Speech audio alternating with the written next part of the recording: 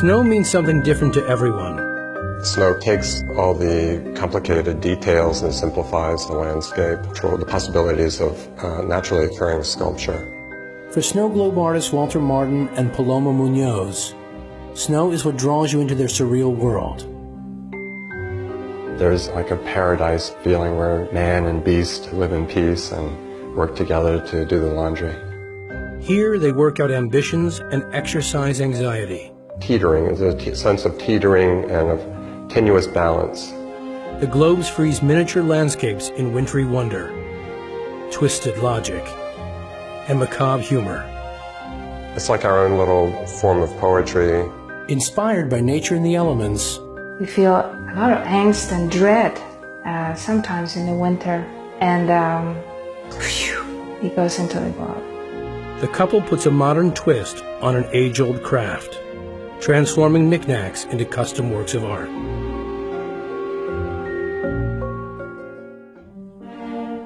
So imagine a world full of stories, and the camera goes in and just picks up this little fragment in time and a little moment.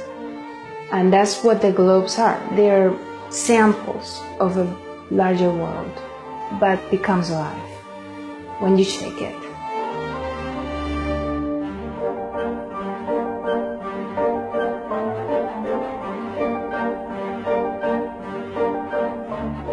Working together for us is one experiment, maybe like a marriage, but it's a more complex marriage because we're trying to create art together. We've been doing the snow globes now for almost 15 years.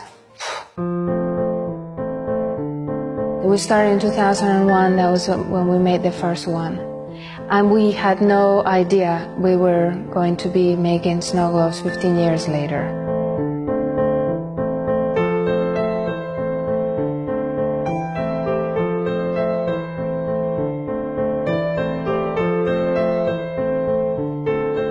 Everything starts with a small canvas that is the space that you have to fill in the globe.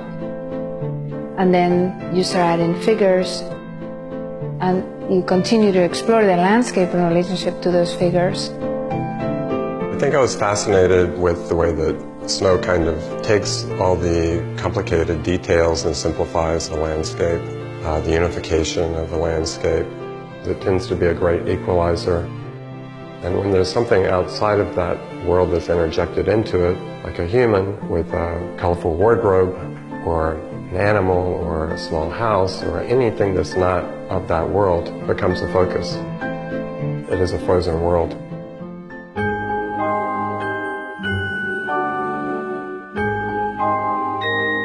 We live at the edge of a small town, and on the other side of our house is northeastern American forest. It's complete wilderness, and we walk it every day, and we love it. Depending on the day and the time of year and the time of day and weather, the forest can offer a totally different face. It's like we have one foot in the wilderness and one foot on civilization. We can bring those worlds together through our work.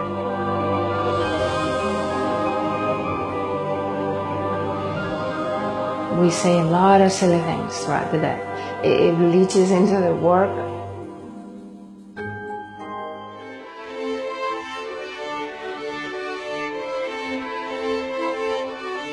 I'm from Norfolk, Virginia, which is a flat coastal city in the Mid-Atlantic region, not known for its snowstorms. So I fantasized about escaping to a place where there was snow. For me, the challenge is always how to make something that is relevant, that contributes something to the conversation of what art is and what being a human being in this moment in time is like. A successful snow globe would be absurdist humor combined with a real human condition. I think people find their globes very interesting. They love them. They absorb you, and they allow the viewer to be immersed, even for just a few seconds, in a completely different world.